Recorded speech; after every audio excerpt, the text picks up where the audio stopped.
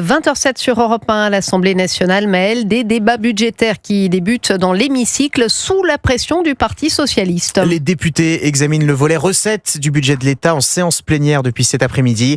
Après avoir obtenu la suspension de la réforme des retraites, le PS n'est pas rassasié et réclame désormais d'autres mesures de justice fiscale, comme la taxe Zuckman ou le retour de l'ISF sous peine de censure. Mais pour le Rassemblement national, pas de doute, Maya-Hélène Trémollet, les socialistes bluffent. Oui, en déplacement au musée du Louvre, la chef de file des élus RN balaie la pression des socialistes sur le gouvernement. Pour elle, leur soutien final est évident et motivé par une seule chose, la crainte d'un retour aux urnes. Tout ça, c'est du bidon. C'est de l'opposition en carton-pâte. Tout cela est un théâtre, que le sketch est préparé, en fait, entre le gouvernement et le Parti socialiste. Pardon, mais la messe est dite.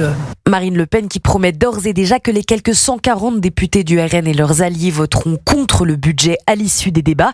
Un budget qu'elle fustige notamment pour, je cite, son matraquage des classes moyennes. À partir du moment où nous sommes en désaccord avec la politique menée par Emmanuel Macron, il y a à peu près 100% de chances que nous soyons en désaccord. Le parti propose de son côté un contre-budget qui s'attaque, je cite, à 4 tabous: l'immigration, l'Union européenne, le train de vie de l'État et la lutte contre la fraude.